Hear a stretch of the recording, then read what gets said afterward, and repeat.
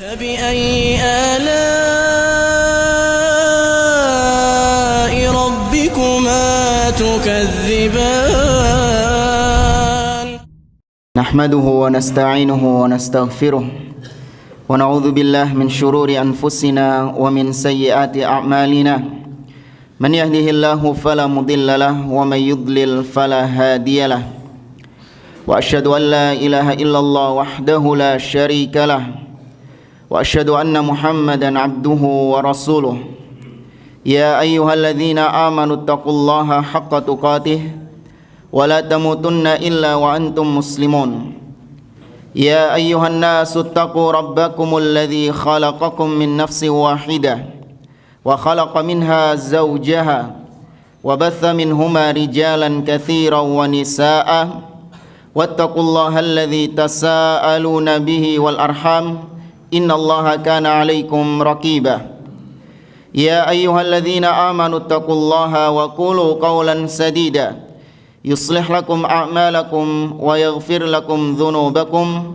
ومن يطع الله ورسوله فقد فاز فوزا عظيما أما بعد فإن أصدق الحديث كتاب الله وخير الهدي هدي محمد صلى الله عليه وسلم وشر الأمور محدثاتها وكل محدثة بدعة وكل بدعة ضلالة وكل ضلالة في النار. Ikhwani fillah wa akhwati, hadirin dan hadirat yang dimuliakan Allah Azza wa Jalla.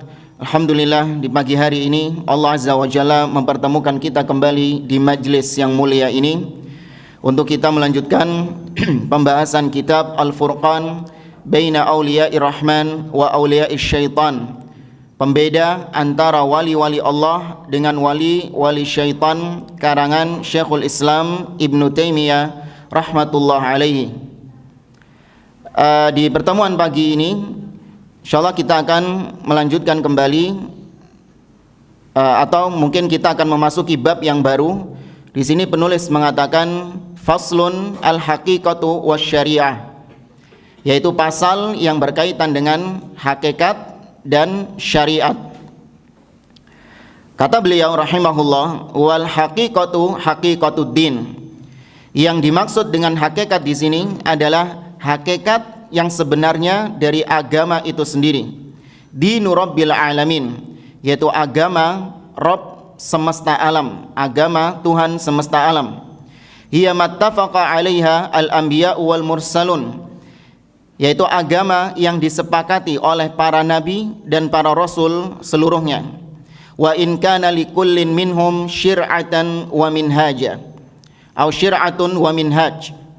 Meskipun pada setiap nabi tersebut di antara mereka diberikan masing-masing syir'ah atau minhaj. Syir'ah disebutkan maknanya adalah aturan-aturan atau syariat-syariat, sedangkan minhaj maknanya adalah tariqah atau jalan atau metode. Fasyir'ah hiya syari'ah.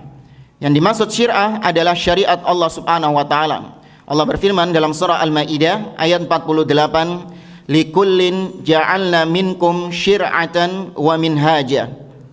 Kata Allah Azza wa Jalla, setiap di antara kalian kami menjadikan syir'ah, yaitu syariat, wa minhaja, dan metode-metode. Allah juga berfirman dalam surah Al-Jathiyah ayat yang ke-18. Kata Allah Azza wa Jalla, "Tsumma ja'alnaka 'ala syari'atin minal amri fattabi'ha wa la tattabi' ahwa'al ladzina la ya'lamun."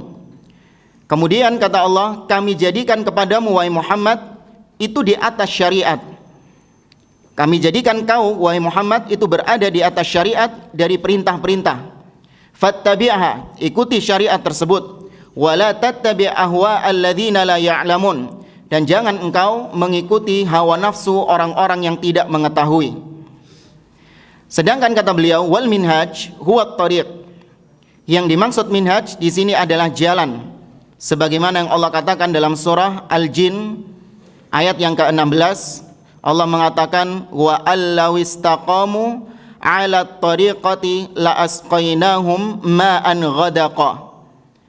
Kata Allah, andai kata mereka istiqamah menetapi jalan kebenaran, ala tariqah, di atas jalan kebenaran, la asqainahum ma'an ghadaqa, sungguh kami akan berikan kepada mereka air yang sangat banyak. Linaftinahum fihi, untuk kami berikan ujian kepada mereka. Wa may yu'rid an dzikri rabbih yaslukhu adzaban sa'ada. Kata Allah, dan barang siapa yang berpaling dari peringatan Rabb-nya, maka dia akan dimasukkan oleh Allah Subhanahu wa taala ke dalam neraka, yang itu adalah siksa yang pedih. Lanjut lagi kata beliau, fasyir'atu bimanzilati syari'ah lin-nahr. Maka syariat itu, kata beliau, itu ibarat seperti aliran sungai. Wal minhaj huwa at-tariq alladhi salaka fihi. Sedangkan minhaj atau metode atau jalan itu ibarat jalan yang ditempuh dari sungai itu. Wal ghayatul maqsuda hiya haqiqatud din. Maka tujuan yang dimaksud dari syariat dan minhaj itu bermuara atau berakhir pada hakikat dari agama itu sendiri, kata beliau. Apa hakikat ibadah itu? Atau apa hakikat agama itu? Kata beliau, wa hiya ibadatullahi wahdah la syarikalah. Hakikat yang dimaksud adalah beribadah hanya kepada Allah saja dan tidak menyekutukan Allah dengan sesuatu apapun. Wa hiya haqiqatu dinil Islam. Itulah hakikat yang sebenarnya dari agama Islam, yaitu tauhid. Wa hiya ayyastaslimal 'abd lillahi rabbil alamin la yastaslim li ghairihi. Hakikat dari sebenarnya dari agama Islam adalah seorang hamba berserah diri kepada pemiliknya, kepada tuannya. Karena yang sering kita sampaikan, kita ini di hadapan Allah Azza wa Jalla adalah budak, dan Allah Azza wa Jalla sebagai pemilik kita. Maka kalau kita benar-benar menjalankan agama Islam, hendaklah kita menyerahkan diri kita, ujung rambut sampai ujung kaki. Kita serahkan hidup kita, mulai awal kita hidup sampai kita mati. Kita serahkan semua waktu kita, itu hanya untuk Allah Subhanahu wa ta'ala. Itu hakikat yang sebenarnya dari agama. Allah Azza wa Jalla juga berfirman, misalnya dalam surah Al-An'am, di akhir-akhir surah Al-An'am, qul inna salati wa nusuki wa mahyaya wa mamati lillahi rabbil alamin la syarikalah. Katakan, sesungguhnya salatku, sesembelihanku, hidupku dan matiku semuanya itu aku serahkan kepada Allah Azza wa Jalla, lillahi rabbil alamin la syarikalah, yang Allah itu tidak memiliki partner, tidak punya sekutu, tidak punya mitra yang kita bisa bagi-bagi hasil kepada dia. Yang namanya mitra, yang namanya partner, itu bisa kita bagikan. Sebagian untuk Allah, sebagian untuk partnernya Allah itu. Tapi karena Allah tidak memiliki mitra, nggak punya partner, maka serahkan semua itu kepada Allah Azza wa Jalla. Faman istaslama li ghairihi kana musyrikan. Maka barang siapa yang menyerahkan dirinya, ibadahnya kepada selain Allah Subhanahu wa taala, jadilah dia seorang yang musyrik. Wallahu la yaghfiru ay yushraka bih. Sedangkan Allah tidak akan mengampuni kelak di akhirat seorang yang mati dalam keadaan membawa dosa syirik. Wa man lam yastaslim lillah bal istakbara an ibadatihi kana mimman qala Allahu fihi.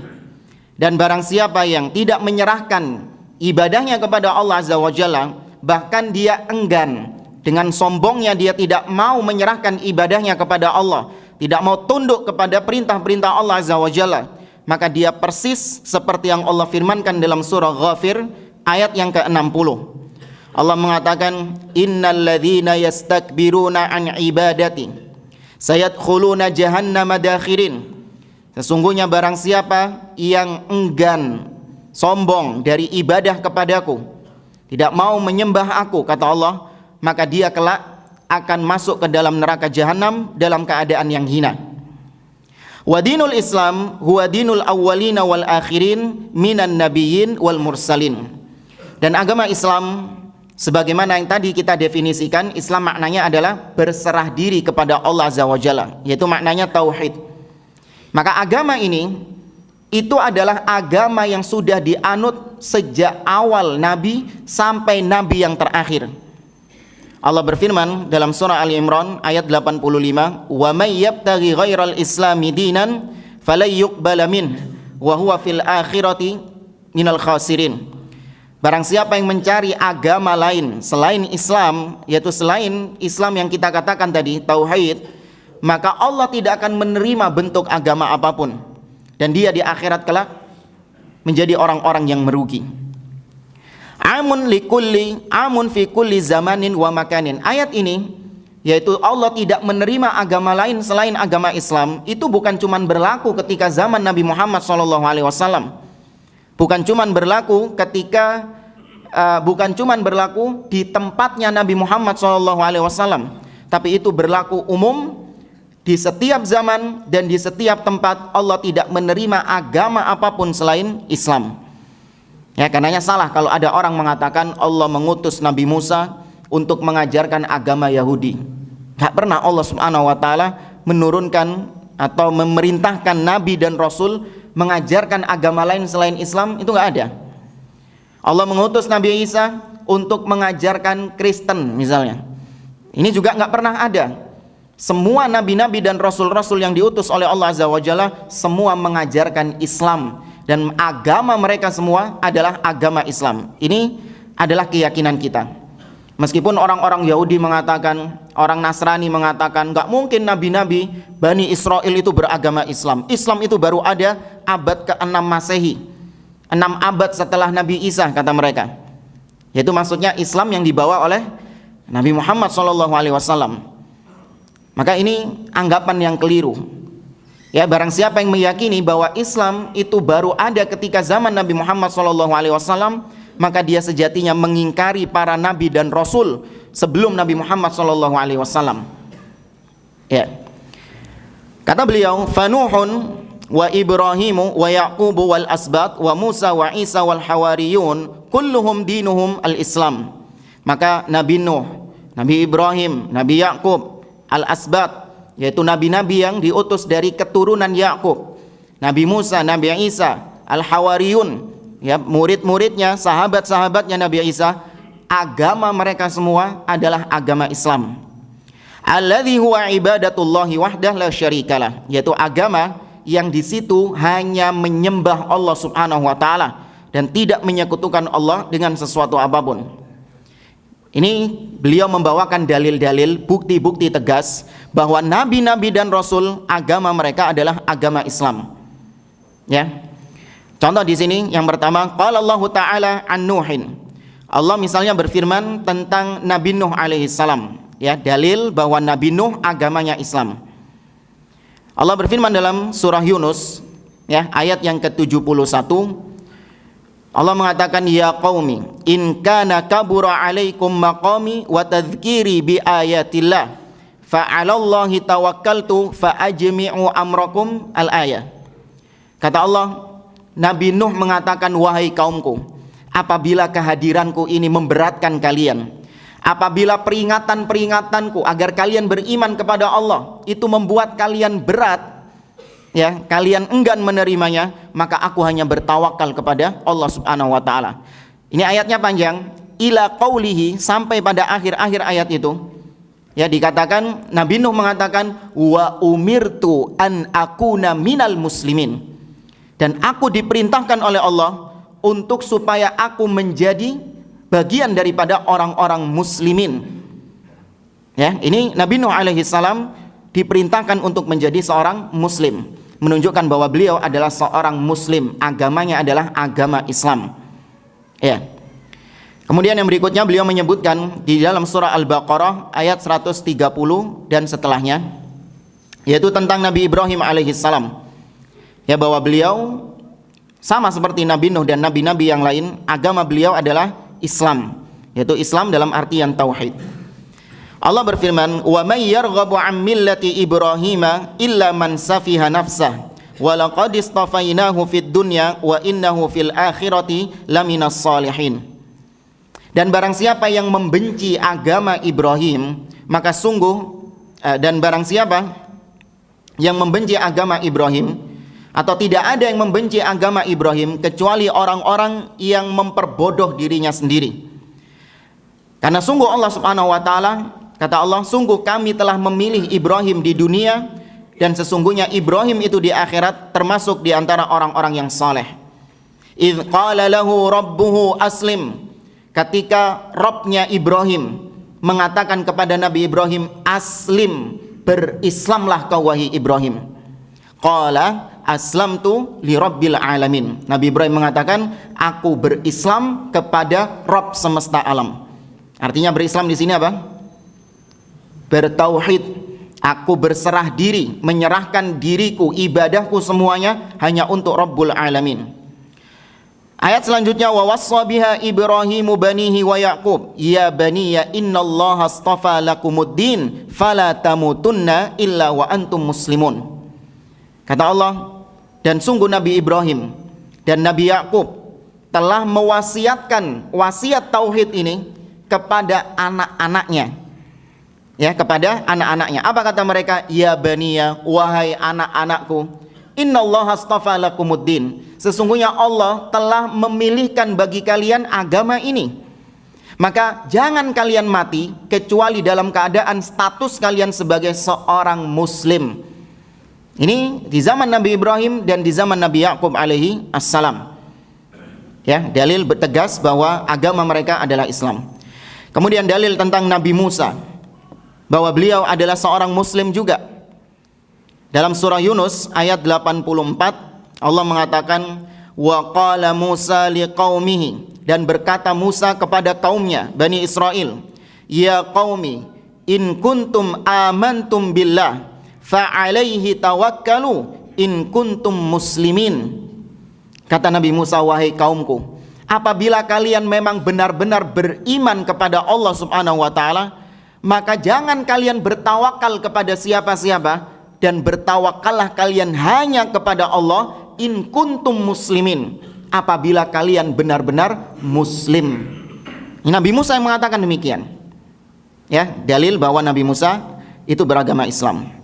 Wa qala saharah, dan berkata juga para penyihir-penyihirnya Fir'aun, yang ketika bertanding dengan Nabi Musa alaihi salam, dan ternyata sihir mereka dikalahkan oleh mukjizat Nabi Musa alaihi salam, maka mereka mengatakan, berdoa kepada Allah, mereka bertobat. Ya, mereka bertobat dari perbuatannya dan beriman kepada Musa, beriman kepada Allah. Mereka mengatakan, Rabbana afrigh alaina sabra wa tawaffana muslimin. Ya Allah, berikanlah kami kesabaran, karena mereka mau disiksa sama Fir'aun. Fir'aun mengatakan, la uqatti'anna aydiyakum wa arjulakum min khilafin thumma la usallibannakum ajma'in. Kata Fir'aun kepada penyihir-penyihir, aku akan memotong tangan kalian dan kaki kalian secara bersebelahan. Tangan kanannya dipotong, kaki kirinya yang dipotong. Tangan kirinya dipotong, kaki kanan yang dipotong. Dan aku akan salib kalian. Ya, aku akan menyalib kalian. Itu diancam oleh Fir'aun. Maka mereka mengungkapkan doa ini kepada Allah, ya Allah, berilah kami kesabaran dan wafatkanlah kami dalam keadaan muslim. Ya. Berkata juga Nabi Yusuf alaihi salam di dalam surah Yusuf ayat yang ke-101, Nabi Yusuf mengatakan, anta waliyyi fid dunya wal akhirah. Ya Allah, engkau adalah waliku, yaitu penolongku, pelindungku di dunia dan di akhirat. Tawaffani muslima wa alhiqni bis salihin. Wafatkanlah aku dalam keadaan muslim dan pertemukan aku dengan orang-orang yang soleh. Kumpulkan aku bersama orang-orang yang soleh. Wa qalat Bilqis, kemudian berkata Bilqis. Ya, Bilqis dari zaman Nabi Sulaiman alaihi salam. Ya, Bilqis itu di Saba. Ya, dan Saba itu kalau kerajaannya Nabi Sulaiman di Baitul Maqdis atau di Masjid Al-Aqsa, Palestina, sedangkan Bilqis itu para ulama menyebutkan berada di negeri Yaman, ya, negeri Saba.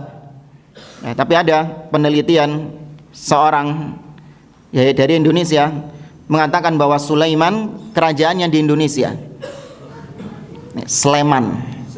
Nah, sedangkan negeri Saba, ya, kerajaannya Bilqis itu ada di Wonosobo.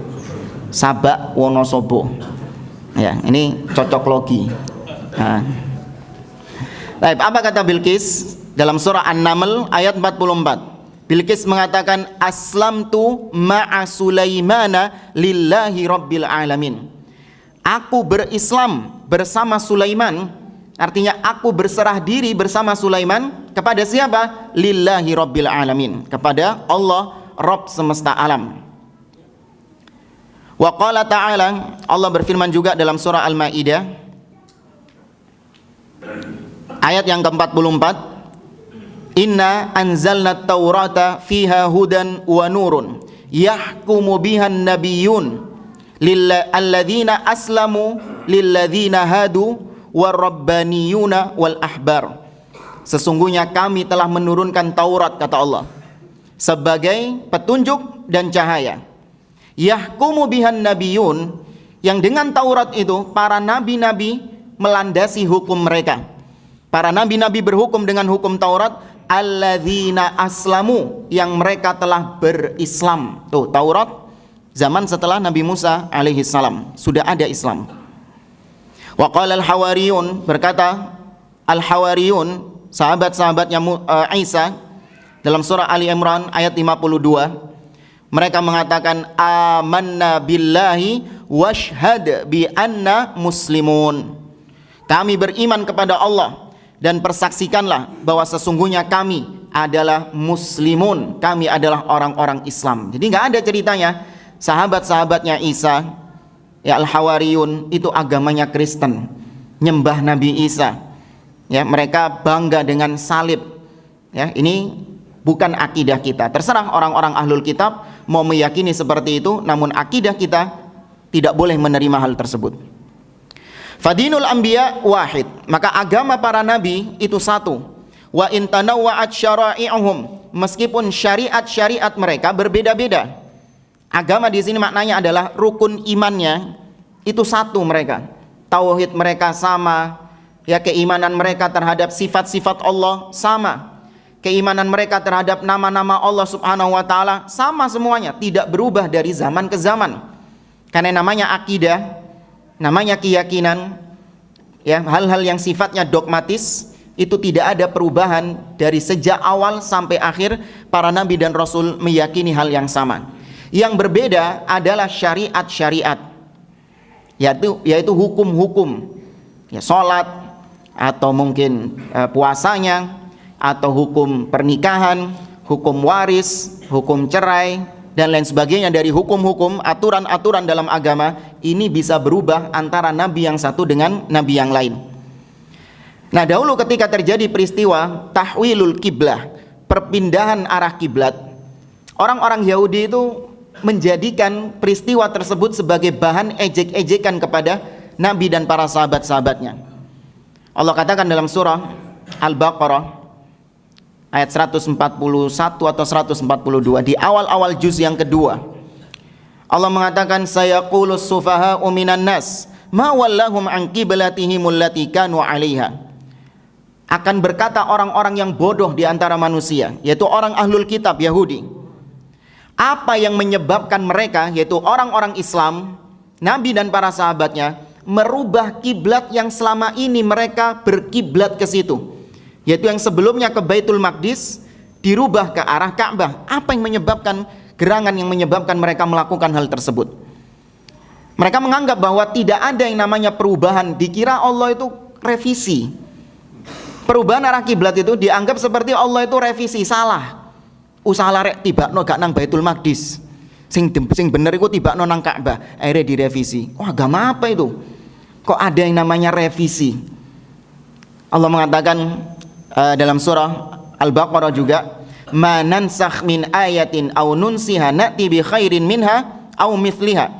Tidaklah kami merubah ayat-ayat hukum kecuali kami akan ganti dengan yang lebih baik atau dengan yang semisal dengannya.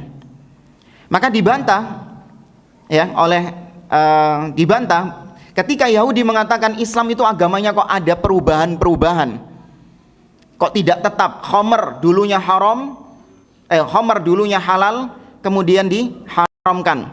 Kok ada perubahan-perubahan agama yang gak konsisten, kata mereka. Maka kita bantah, di agama kalian, bahkan di dalam kitab suci kalian juga ada yang namanya perubahan-perubahan. Contoh misalnya, dahulu Nabi Adam alaihissalam, anak-anaknya Nabi Adam alaihissalam, untuk memperoleh keturunan, mereka itu menikah dengan saudara sendiri. Ya kan? Nabi Adam dulu ketika diciptakan, ketika punya anak, bagaimana mereka bisa berkembang biak sampai jadi kita-kita sekarang ini? Kalau enggak menikah dengan saudaranya sendiri. Nah, kisah tentang Nabi Adam ini itu direkam di dalam kitab-kitab ahlul kitab. Di dalam Bible mereka ada. Kalau kalian mengingkari adanya perubahan syariat, maka bagaimana dengan Nabi Adam yang dulu dihalalkan untuk menikahi saudara, namun di syariat kalian, karena Yahudi juga nggak membolehkan ya menikahi saudara sendiri. Maka nggak ada agama yang membolehkan untuk menikahi saudara sendiri. Tapi nggak bisa dipungkiri, sejarah sudah mencatat demikian. Anak-anaknya Adam itu menikahi saudaranya sendiri, karena itu untuk keberlangsungan hidup. Boleh nggak sama Allah itu dulu? Boleh. Kalau nggak gitu nggak ada kita sekarang ini. Tapi di kemudian hari, setelah anak Adam sudah semakin banyak, sudah tidak ada hubungan darah yang dekat antara satu dengan yang lain, maka diharamkan menikahi saudara kandung. Nah, kan ada yang namanya perubahan. Nah, perubahan ini bukan berarti Allah meralat, Allah itu salah, enggak. Tapi perubahan di sini adalah yang pertama untuk menunjukkan betapa Allah Subhanahu wa taala itu sangat kasih sayang terhadap hamba-hambanya. Sangat memudahkan hamba-hambanya. Karenanya ada syariat nasikh dan mansukh ini. Dan yang kedua adalah untuk menunjukkan bahwa Allah yang paling tahu tentang kondisi manusia, dari zaman ke zaman kondisinya berbeda-beda. Ya, kondisi kita umat manusia di zaman sekarang itu beda dengan kondisi umat-umat terdahulu. Contoh misalnya, kalau umat-umat terdahulu, laki-laki itu tidak dibatasi memiliki istri berapapun boleh. Ya, itu dalam syariat Bani Israel tidak ada batasan poligami, itu nggak ada. Tapi ketika syariat Nabi Muhammad SAW datang, maka Allah tahu bahwa umat Nabi Muhammad SAW berbeda kemampuannya dengan umat-umat sebelumnya. Maka dibatasilah menjadi, kok lemes gitu sama? Yang tegas itu loh, 4 gitu. Meskipun dorong ngelakoni gitu. Ya, dibatasi menjadi 4.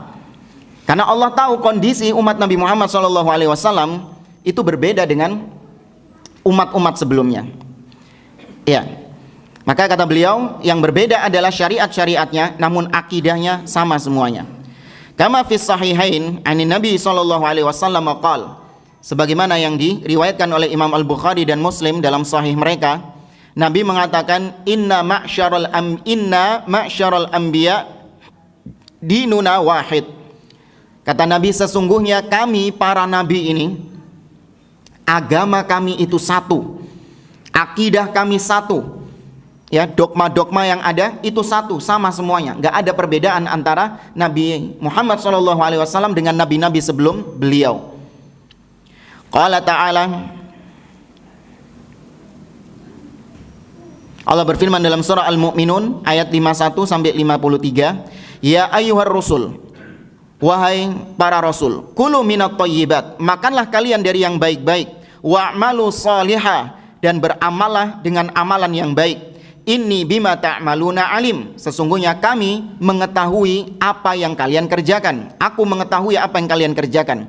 Wa inna hadhihi ummatukum ummatan wahidah, sesungguhnya umat ini, umat kalian ini adalah umat yang satu. Wa ana rabbukum fattaqun, dan aku adalah Tuhan kalian, bertakwalah kepadaku. Baik. Setelah itu pembahasan bab berikutnya, yaitu tentang al-anbiya afdal minal awliya, yaitu bab tentang para nabi itu lebih afdal daripada para wali. Ya, ini sebenarnya pernah kita singgung sedikit waktu kita mengisahkan tentang kisah Nabi Musa dengan Nabi Khadir. Ya, tentang ini para nabi dan rasul itu lebih mulia daripada para wali. Sudah pernah kita singgung beberapa waktu yang lalu. Ya, cuman tidak secara menyeluruh. Ya, jadi ana nyolong start itu. Belum dibahas sama beliau. sudah kita bahas, tapi nggak secara menyeluruh. Nah, ini dibahas secara menyeluruh tentang para nabi lebih afdol daripada para wali. Ya, sekali lagi pembahasan ini untuk membantah akidahnya orang-orang sufi, orang-orang tasawuf, seperti tokoh mereka Ibnu Arabi, nggak pakai alif lam. Ya, kalau Ibnu Arabi itu sufi ekstrim, bahkan mulhid, cenderung ateis. Adapun Ibnul Arabi, dia adalah seorang ulama ahli sunnah wal jamaah. Hati-hati tertukar dengan dua tokoh yang berbeda. Baik, kata beliau, wa qad ittafaqa salaful ummah wa a'immatuha wa sairu awliya'illahi ta'ala ala annal anbiya afdalu minal awliya alladzina laisu bi anbiya. Kata beliau, sudah menjadi konsensus kesepakatan para salaf umat ini dan para imam-imam mereka dan seluruh para wali-wali Allah, semuanya sepakat. Ya, tidak ada yang menyelisihi kecuali orang-orang yang gila, kecuali orang-orang yang cacat akidahnya. Ya, tidak ada yang menyelisihi bahwa para nabi lebih afdol, lebih mulia daripada para wali yang bukan dari kalangan nabi. Jadi, kalau secara umum wali-wali Allah, sebagaimana yang pernah kita sampaikan, wali itu yang paling tinggi tingkatan wali adalah para nabi dan rasul. Nah, ini yang dimaksud wali di sini adalah wali yang selain nabi dan rasul. Paham ya? Ya, karena kalau wali secara mutlak nabi dan rasul melebus itu, masuk situ. Tapi yang dimaksud beliau perbandingannya di sini adalah nabi dan wali-wali yang bukan dari kalangan nabi tapi manusia biasa.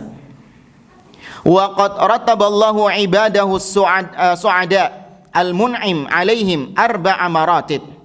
Allah Subhanahu wa taala ya dalam firman-Nya di surah An-Nisa ayat 69, beliau Allah mengurutkan tentang para su'ada, yaitu orang-orang yang diberikan kebahagiaan, diberikan nikmat ketika di akhirat, itu menjadi 4 tingkatan dan itu disebutkan secara berurutan.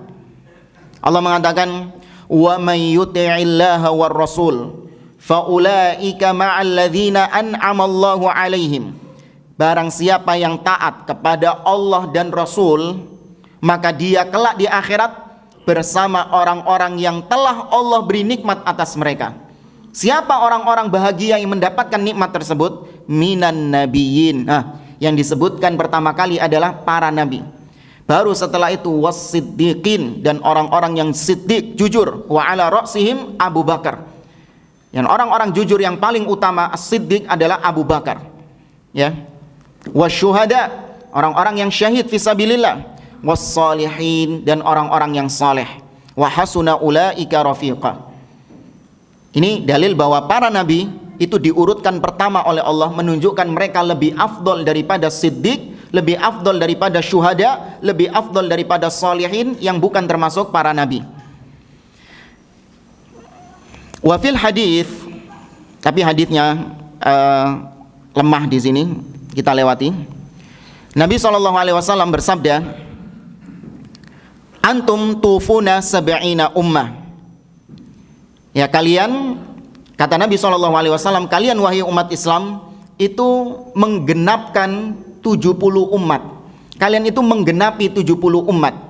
Antum khairuha, kalian umat Islam ini yang paling baik. Wa akramuha 'ala Allah, dan yang paling mulia di sisi Allah Subhanahu wa taala. Wa qad thabata 'anin nabi min ghairi wajhin annahu qala, dan telah tetap hadis Nabi SAW bahwa beliau bersabda, khairul quruni al-qarnul ladzi bu'ithtu fihi. Sebaik-baik generasi ya adalah generasi yang dimana aku diutus di situ, yaitu generasi para sahabat. Thumma alladzina yalunahum, kemudian generasi setelahnya yaitu para tabi'in. Thumma alladzina yalunahum, kemudian generasi setelahnya yaitu kata para ulama generasi atba'ut tabi'in atau tabi'u at-tabi'in. Wa hadza thabitun fis sahihain min ghairi wajhin. Hadis ini telah ditetapkan dalam sahihain, yaitu riwayat Imam Bukhari dan Muslim. Dan di dalam sahihain juga Nabi mengatakan, la tasubbu ashabi, jangan kalian mencaci maki, mencela-cela sahabat-sahabatku. Fawalladzi nafsi biyadi, maka demi Allah yang jiwaku berada di tangannya, lau anfaqa ahadukum mithla Uhudin dhahaban ma balagha mudda ahadihim wala nasifa. Demi Allah yang jiwaku berada di tangannya, andai kata salah seorang di antara kalian menginfakkan emas sebesar gunung Uhud. Yang pernah umroh tahu betapa besarnya gunung Uhud. Itu punya emas segitu saja nggak mungkin, jemaah. Ya, punya emas segitu saja itu nggak ada di dunia ini. Sudah nggak mungkin punya emas sebesar itu, apalagi yang menginfakkan semua emas itu, lebih nggak mungkin lagi. Tapi Nabi memberikan perbandingan yang memang dengan perbandingan yang nggak mungkin untuk menunjukkan betapa para sahabat tidak bisa diungguli dengan apapun. Ya, tidak bisa diungguli dengan amalan Anda yang sekarang ini. Sebesar apapun itu tidak bisa mengungguli para sahabat Nabi. Seandainya kalian menginfakkan emas sebesar gunung Uhud, itu tidak bisa menyaingi satu mud makanan yang disedekahkan oleh para sahabat. Bukan satu mud emas, bukan. Satu mud makanan. Enggak, bukan satu mud, wala nasifah, bahkan separuhnya saja tidak mencapai. Ya, itu para sahabat. Sekali lagi supaya kita sadar, kan kita menganggap diri kita ini, oh bisa kita saingi sahabat.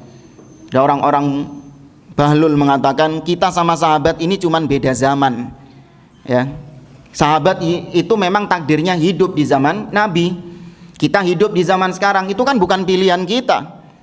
Emang kita bisa milih kita hidup di zaman kapan? Kan nggak bisa. Maka itu cuman beda zaman saja. Tapi apakah kita bisa mengungguli para sahabat? Bisa kalau kita beriman, bertakwa, kita soleh, kita mengerjakan kewajiban, meninggalkan larangan-larangan. Kita bisa seperti sahabat, bahkan mengungguli, menyaingi sahabat. Ini nggak bisa, mustahil. Ya, kita memang dipilih oleh Allah di zaman sekarang, dan para sahabat dipilih zaman dulu bukan secara kebetulan, tapi memang Allah Azza wa Jalla sengaja. Allah tahu kualitas-kualitas para sahabat cocoknya memang hidup di zaman Nabi. Sedangkan model kayak kita ini ya cocoknya memang hidup di zaman sekarang. Karena ya Anda kalau baca sejarah Nabi, bagaimana para sahabat Nabi Shallallahu Alaihi Wasallam bersusah payah menemani Nabi berhijrah, bersusah payah menginfakkan harta mereka, bersusah payah ikut berjihad bersama Nabi SAW. Anda kalau hidup di zaman kuat dah. Ya nggak usah jauh-jauh lah. Pernah kita permisalkan bagaimana dahulu para sahabat ketika sholat di Masjid Nabawi yang baru dibangun dengan ala kadarnya, ya, dengan pelepah kurma yang menjadi atapnya, yang kalau hujan maka air itu akan mengenai lantai masjid itu, dan lantainya bukan bin, bukan karpet, ya pasir langsung. Kalau sujud basah, ya ini beletoan. Iya, lu kuat tak kita hidup di zaman seperti itu? Ini cuma satu item ya, sholat. Kita saja hidup zaman sekarang, jangankan sholat di pasir, karpet saja, ono debu sithik wis ngomel. Ku tak mire opo iki? Gak tau di vakum iki, debuan iki. Masjidnya gak ono AC-ne ngomel. Gimana dahulu ketika zaman Nabi SAW, ketika panas menyengat, mereka juga kepanasan di situ. Loh ya, apa pelepah kurma masa bisa menahan panas? Nggak bisa. Tapi meskipun demikian para sahabat, ya, mereka senantiasa melaksanakan sholat meskipun kondisi masjidnya kayak gitu. Nah kita sekarang masjidnya masya Allah bagus-bagus, ada AC-nya, karpet, ya. Tapi yang sholat, nah ya, ini kualitas iman yang memang jadi taruhan di situ, yang memang jadi perbandingan di situ. Ya, maka nggak mungkin seorang bisa mengungguli para sahabat Nabi. Was-sabiqunal awwaluna minal muhajirin wal ansar afdal min sairis sahabah. Setelah tadi kita katakan wali Allah yang paling baik di antara umat ini yang bukan Nabi, ya, adalah para sahabat secara umum. Ya, para sahabat secara umum. Kemudian di antara para sahabat yang paling mulia di antara mereka adalah as-sabiqunal awwalun, yaitu orang-orang yang pertama-tama masuk Islam. Ya, orang-orang yang awal-awal masuk Islam, sahabat-sahabat yang pertama-tama masuk Islam. Dalam artian kata para ulama, yaitu sebelum peristiwa idza jaa nasrullahi wal fath wa ra'aitan nasa yadkhuluna fi dinillahi afwaja. Yaitu setelah peristiwa penaklukan kota Mekah, itu banyak orang-orang yang berduyun-duyun masuk Islam. Nah, ini sama yang sebelumnya, itu lebih mulia yang sebelumnya. Ya, lebih mulia yang sebelumnya. Allah berfirman dalam surah Al-Hadid ayat yang ke-10, la yastawi minkum man anfaqa min qablil fathi wa qatal. Tidak sama di antara kalian wahai para sahabat, orang-orang yang menginfakkan hartanya sebelum Fathu Mekah, wa qatal, dan berjihad sebelum Fathu Mekah.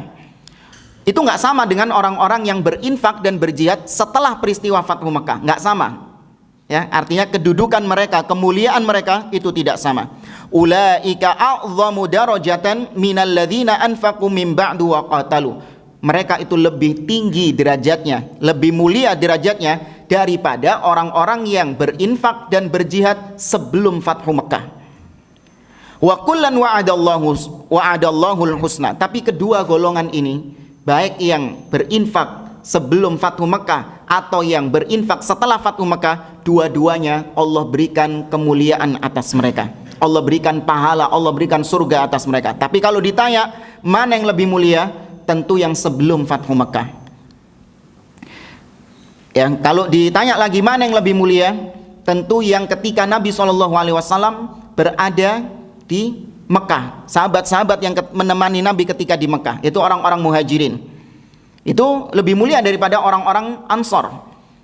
Karena orang-orang muhajirin itu keikhlasannya dalam mengikuti Nabi SAW, ya, menjawab seruan Nabi SAW, itu tidak ada tendensi apa-apa. Karena ketika fase Mekah, Nabi itu dalam keadaan belum punya kekuasaan, Nabi belum punya ghanimah, belum punya harta yang banyak, belum ada baitul mal, sehingga orang-orang yang masuk Islam ketika zaman susah seperti itu tidak ada yang mereka kejar kecuali karena memang janji Nabi tentang surga.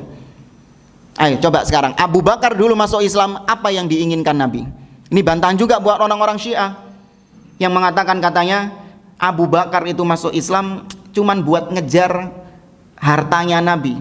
Harta gimana? Nabi ketika di Mekah punya harta nggak? Ditindas Nabi. Ya, bahkan para sahabat-sahabat mengalami siksaan, mengalami bulian, mengalami caci makian. Apa yang mereka kejar? Apa yang mereka inginkan ketika mereka menyatakan diri menjadi umat Nabi Muhammad SAW? Tidak ada yang mereka inginkan kecuali karena panggilan iman mereka yang menyebabkan itu.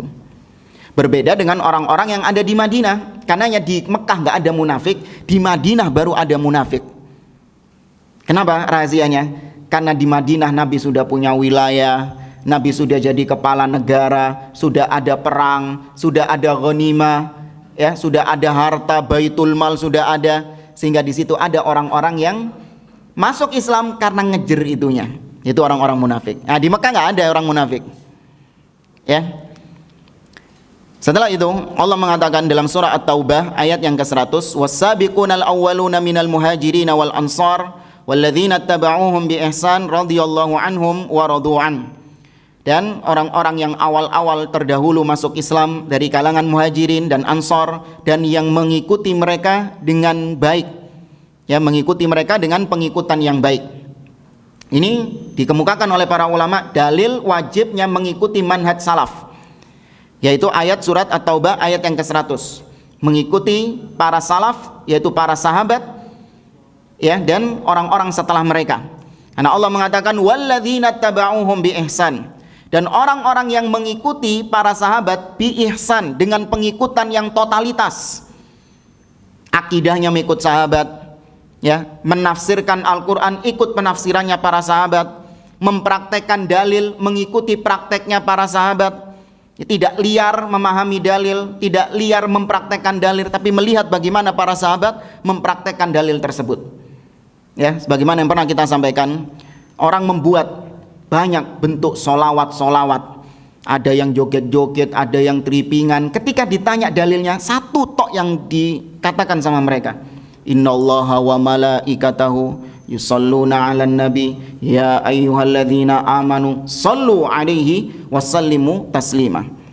Ketika ditanya itu dalil mereka, maka kita katakan, apakah sahabat gak paham ayat itu? Apakah sahabat gak pernah baca ayat itu? Pernah gak baca ayat itu? Jelas pernah. Kemudian apakah para sahabat gak paham tentang ayat itu? Jelas paham. Tapi kenapa para sahabat yang jumlah mereka bukan 1-2, kemudian para tabi'in kemudian para tabi'ut tabi'in, 3 generasi, gak ada yang memahami ayat itu seperti pemahamanmu. Ya, tidak ada yang bersolawat dengan ayat itu seperti solawatmu itu. 3 generasi loh. Kenapa mereka semua sepakat seperti itu? Ya, ini kata beliau dalil tentang wajibnya mengikuti pemahaman para sahabat. Radhiyallahu anhum wa radu'an. Allah ridho kepada orang-orang yang mengikuti para sahabat dalam metode beragamanya. Kalau sudah Allah ridho, ya surga buat antum. Ya, makanya kita ini hidup mencari ridho Allah Azza wa Jalla. Nah, bagaimana mendapatkan ridho Allah? Allah sudah mengatakan Allah ridho kepada orang-orang yang mengikuti para sahabat dalam menjalankan agama ini. Ya, maka cari ridho Allah dengan mengikuti para sahabat. Dan beliau mengatakan wa afdhalus sabiqinal awwalin al khulafaul arba'ah. Dan sebaik-baik para sahabat yang awal-awal masuk Islam yang kita katakan tadi, ini kan sudah semakin mengerucut ya. Sebaik-baik di antara mereka adalah para khalifah yang 4. Ya, para khalifah yang 4. Wa afdaluhum Abu Bakrin thumma Umar. Dan yang terbaik di antara para khalifah yang 4 adalah Abu Bakar, kemudian Umar. Wa hadza huwal ma'ruf 'anis sahabati wat tabi'ina lahum bi ihsan wa a'immatil ummah wa jamaahiriha. Masih lanjut? Ana minum sih. Bismillah. Kata beliau, meyakini bahwa Abu Bakar sebagai sahabat yang paling afdol, kemudian Umar ibnul Khattab, itu adalah kesepakatan di antara kalangan sahabat sendiri, bahkan para tabi'in dan orang-orang atau para imam-imam setelah mereka, itu sudah menjadi kesepakatan Abu Bakar orang yang paling terbaik. Wa qad dallat ala dzalika dalail, dan sudah banyak dalil-dalil yang berkaitan dengan hal tersebut. Wabil jumlah ittafaqat tawaif as-sunnati wasyi'ah ala anna afdal hadhihi al-umma ba'da nabiyha wahidun minal khulafa. Kata beliau ringkasnya, Ahlus Sunnah wal Jamaah dengan Syiah Rafidah itu sama-sama sepakat bahwa orang yang terbaik setelah Nabi SAW adalah salah satu dari 4 orang khulafa ur-rasyidun. Ya, salah satu dari 4 orang khulafa ur-rasyidun. Wala yakunu min ba'di sahaba afdal minas sahaba. Ya, baik Ahlussunnah ataupun Syiah sama-sama sepakat. Hanya bedanya mereka tidak mengakui kekhalifahan Abu Bakar, Umar, Utsman. Mereka hanya mengakui kekhalifahan Ali bin Abi Thalib sebagai khalifah yang sah.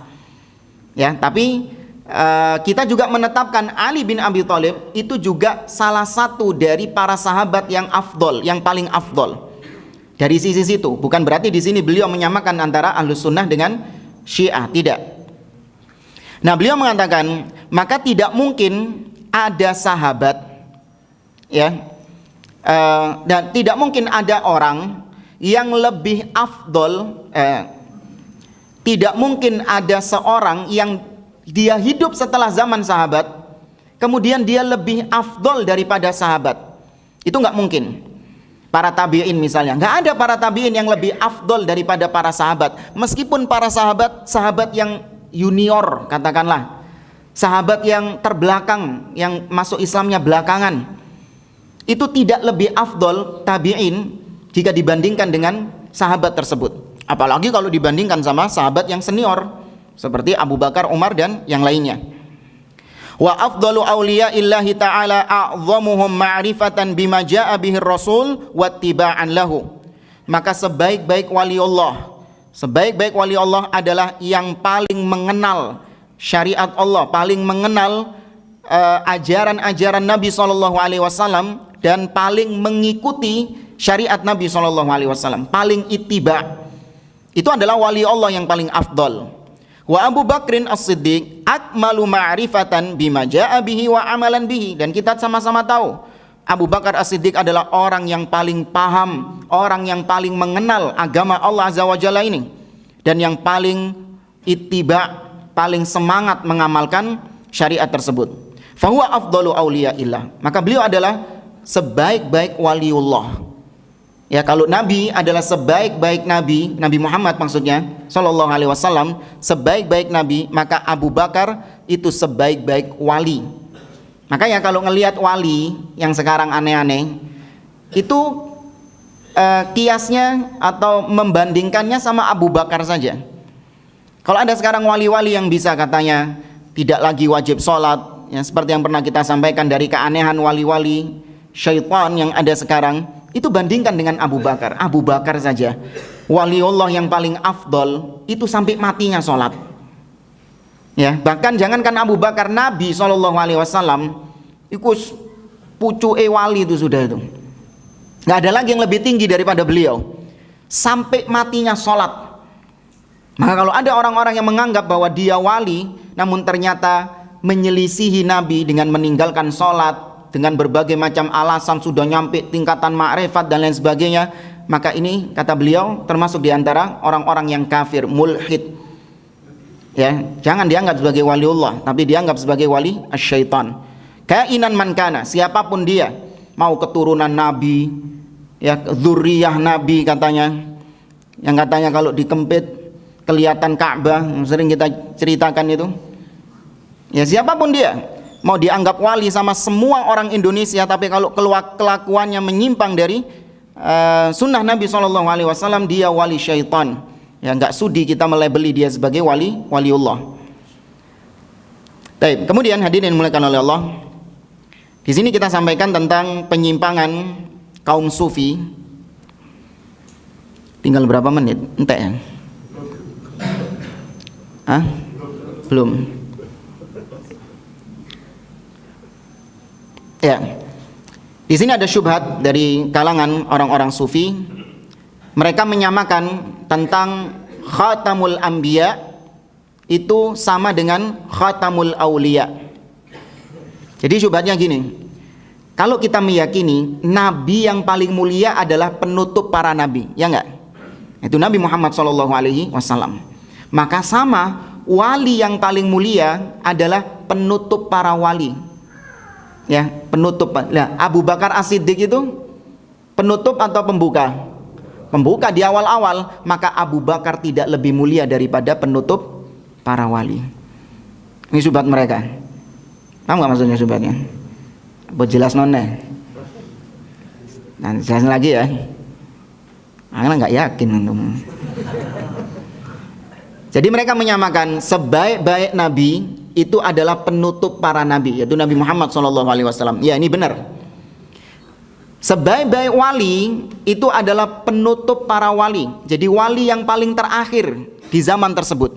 Jadi kalau di zaman sekarang, wali yang ada di zaman sekarang itu lebih baik daripada wali-wali yang sudah ada sebelumnya. Sebagaimana Nabi, itu Nabi yang paling baik daripada Nabi-Nabi sebelumnya. Paham? Ya. Ini diucapkan oleh orang-orang sufi. Kata beliau, pertama kali diucapkan oleh seorang yang bernama Muhammad bin Ali Al-Hakim. Ya, dalam kitabnya Khatamul Wilayah.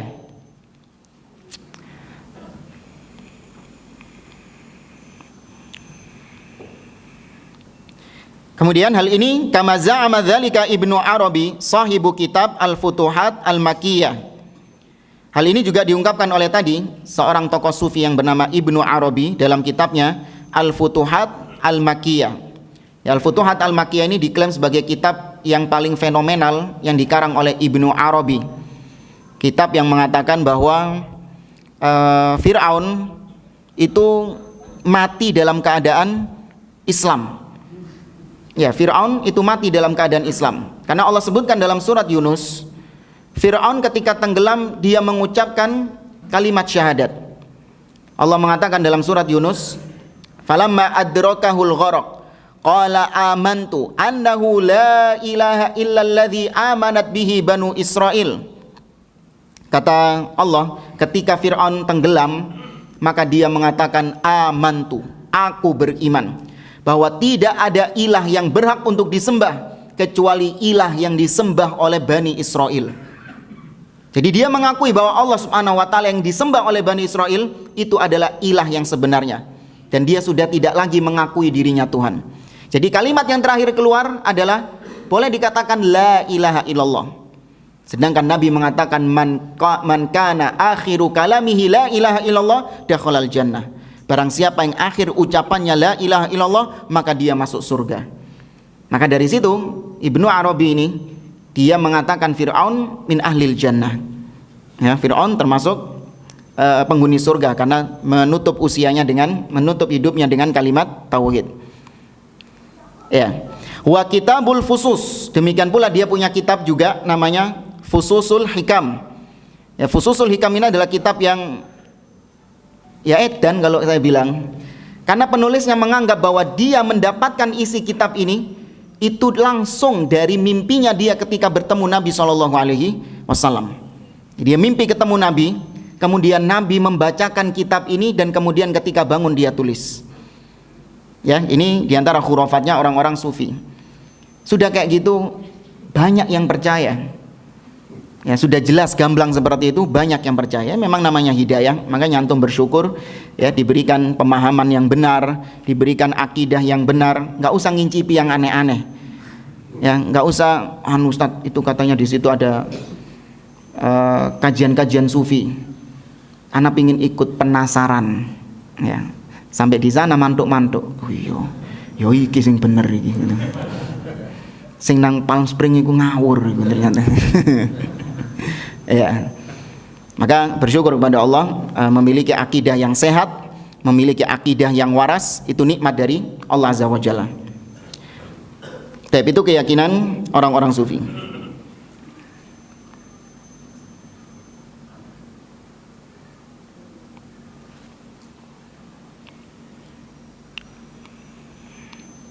Ini pembahasannya juga panjang. Kurang berapa menit? Ojo 1 jam.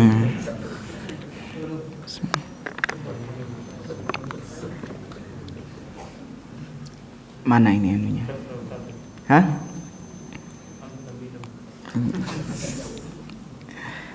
Ya, kita lanjutkan sedikit. Kata beliau, wa dzalika annal anbiya afdalu fiz zamani min auliya'i hadhil ummah. Mereka mengatakan para nabi, kata Syekhul Islam, sesungguhnya para nabi itu lebih afdol di setiap zaman daripada para wali yang ada di umat ini. Ya, Abu Bakar As-Siddiq itu tidak lebih mulia daripada Musa. Padahal Abu Bakar tadi kita sepakat itu waliullah yang paling mulia, ya, yang nomor satu, waliullah yang paling mulia nomor satu dari kalangan manusia biasa, bukan dari kalangan Nabi. Abu Bakar itu kalau dibandingkan sama Nabi Musa, ketinggianlah sama Nabi Musa. Nah, Nabi Musa memang salah satu ulul azmi. Siapa Nabi yang mungkin lebih kecil derajatnya dari Musa? Harun sih lumayan. Pernah tahu namanya Nabi Yusha bin Nun? Nabi Yusha bin Nun, Nabi yang menemani Musa, muridnya Musa. Wa idh qala Musa li fatahu la abrahu hatta ablugha majma'al bahraini aw amdiya huquba. Dan ketika Musa mengatakan kepada seorang pemuda, seorang pemuda di situ maksudnya adalah Nabi Yusha bin Nun. Beliau Nabi, ya, tapi kalau dibandingkan dengan Abu Bakar As-Siddiq, tetap beliau lebih mulia daripada Abu Bakar As-Siddiq. Ya, Yusha bin Nun lebih mulia daripada Abu Bakar As-Siddiq karena beliau adalah seorang nabi. Wal anbiya wa alaihim afdhalus salati wassalam afdhal minal auliya. Fa kaifal anbiya kulluhum?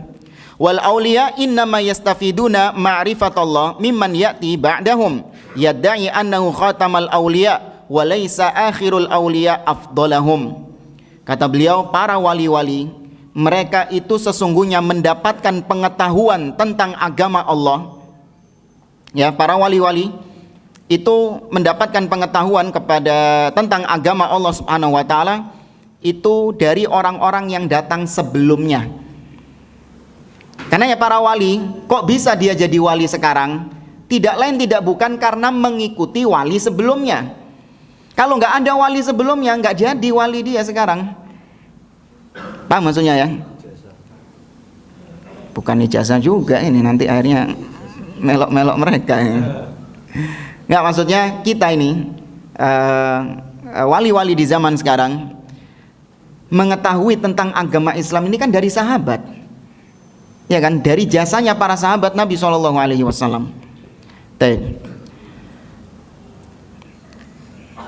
Beliau mengatakan, fa inna fadla Muhammadin sallallahu alaihi wasallam thabata bin nususi dalah ala dzalik ka qaulihi sallallahu alaihi wasallam ana sayyidu waladi adam wala fakhr. Kalau nabi yang paling afdol, kenapa kita mengatakan Nabi Muhammad sallallahu alaihi wasallam itu sebaik-baik nabi? Itu karena ada dalil-dalil yang menunjukkan hal itu. Seperti misalnya datang dalam hadis Nabi mengatakan, aku adalah sayyidu waladi Adam, pemimpinnya semua anak Adam. Artinya beliau yang paling mulia dari semua manusia yang ada, baik kalangan nabi ataupun manusia biasa. Beliau yang paling mulia, wala fakhr, dan itu bukan bentuk menyombongkan diri, kata beliau. Karena memang faktanya kayak gitu. Nabi mengatakan, ati babal jannah fa astaftihu. Nabi mengatakan, aku kelak akan mendatangi pintu surga untuk minta dibukakan. Fayaqulul khazin. Maka ketika itu penjaga surga mengatakan, man anta, siapa engkau? Fa'aqulu Muhammad, aku adalah Muhammad.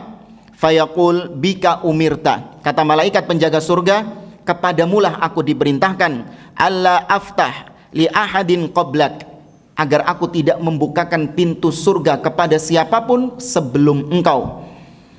Ini kita tetapkan beliau sebagai nabi yang paling afdol karena memang berdasarkan dalil-dalil yang ada. Walailatul Mi'raj, demikian pula dalil yang lain seperti malam ketika Nabi diangkat Mi'raj ke Sidratul Muntaha. Ya, di mana ringkasnya di sini kita ringkaskan, Nabi SAW itu mengimami para nabi dan rasul di Baitul Maqdis. Ya, nabi yang menjadi imam ketika itu menunjukkan beliau adalah yang paling mulia di antara semua nabi yang ada.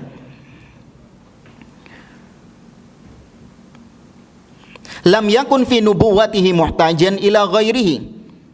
Nabi SAW dalam risalahnya, dalam nubuahnya itu tidak membutuhkan nubuah atau membutuhkan risalah nabi-nabi sebelumnya.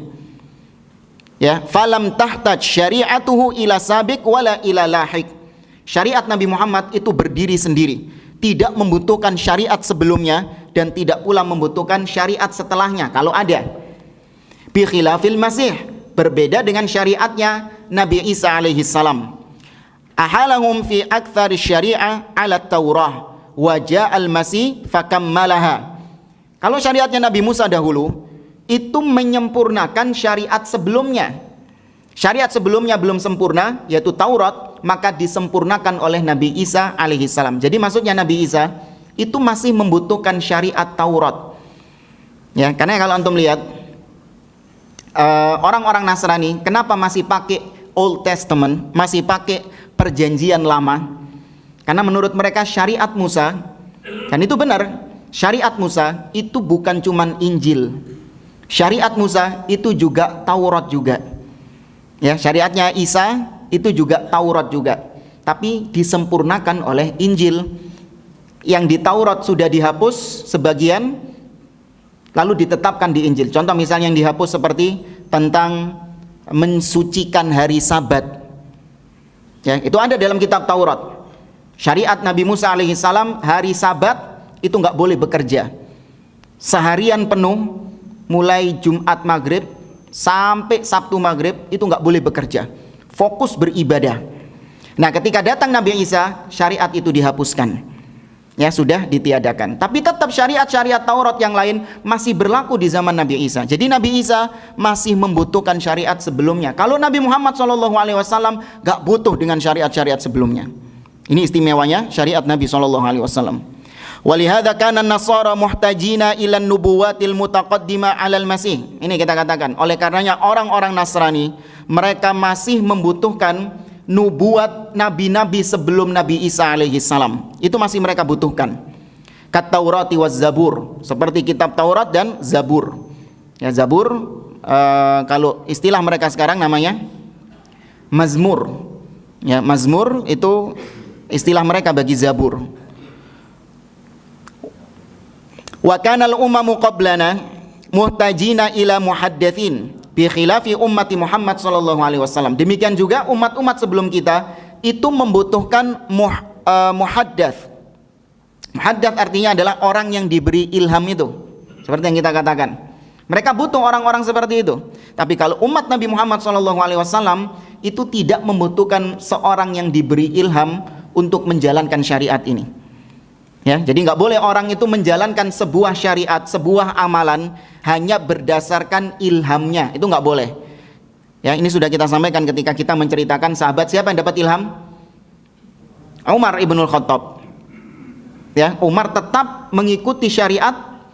Dia tidak sombong mengatakan saya sudah dapat ilham loh. Saya ini sering tepat loh dengan firman Allah. Saya ini sering sesuai dengan ayat-ayat Allah Subhanahu wa taala. Enggak, Umar tunduk sama dalil. Ya, dibilangi sama sahabat dalilnya begini, Umar memiliki pendapat yang lain, Umar tunduk kepada dalil. Ya. Falam yahtaju ma'ahu ila nabiyyin. Allah Subhanahu wa taala telah mencukupkan bagi kita umat Islam dengan Nabi Muhammad, dan kita tidak butuh dengan nabi-nabi yang lain. Bukan berarti kita merendahkan nabi, enggak. Maksudnya kita enggak butuh dengan syariat-syariat nabi-nabi yang lain. Kita enggak butuh dengan impor dari syariat nabi yang lain. Apa yang sudah dibawa oleh Nabi Muhammad SAW itu sudah Allah cukupkan atas kita. Abdullah bin Mas'ud mengatakan, ittabi'u wa la tabtadi'u faqad kufitum. Ya, ikutilah saja apa yang telah Nabi ajarkan, Nabi sampaikan kepada kalian, dan jangan kalian berbuat bid'ah. Jangan kalian mengarang-arang sesuatu yang baru. Faqad kufitum, cukup kalian itu. Sudah dicukupkan oleh Allah Azza wa Jalla. Kata Abdullah bin Mas'ud. Bal jama'a lahu minal fadail wal ma'arif wal a'malis salihah ma farraqa fi ghairihi minal anbiya'. Karena di dalam Nabi Muhammad SAW itu sudah terkumpul berbagai macam keistimewaan yang itu dulu terpencar-pencar sama Nabi dan Rasul yang lain. Ya, jadi dulu keistimewaan Nabi dan Rasul itu ada sendiri-sendiri. Nabi Musa punya ini, Nabi Isa punya keistimewaan ini, Nabi Ibrahim punya keistimewaan ini. Itu semuanya sudah terkumpul pada Nabi Muhammad SAW. Fakana ma faddalahu Allahu bima bihi anzalahu ilaihi wa arsalahu ilaihi wala bitawassuti bashar. Maka dengan demikian Allah muliakan, mengafdolkan Nabi SAW dengan syariatnya itu tanpa perantara manusia apapun. Jadi kalau ada wali yang menyempurnakan syariat Nabi Muhammad SAW, ya, ini kan bilang sama dia, sudah nggak butuh. Nabi itu sudah penuh dengan kesempurnaan syariatnya, nggak butuh dengan tambahan-tambahanmu, ya, nggak butuh dengan mimpi-mimpimu, nggak butuh dengan ajaran-ajaranmu yang bukan dari Nabi SAW. Meskipun kau dianggap wali, kita nggak butuh. Nabi sudah cukup sebagai manusia yang sempurna.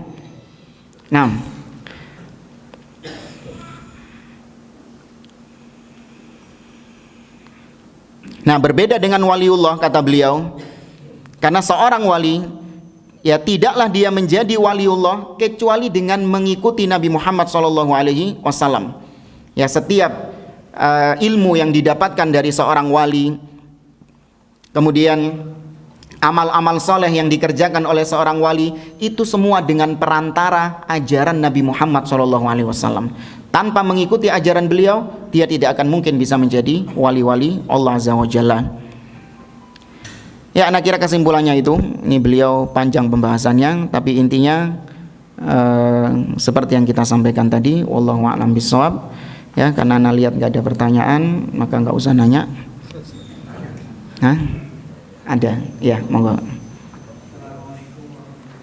Waalaikumsalam.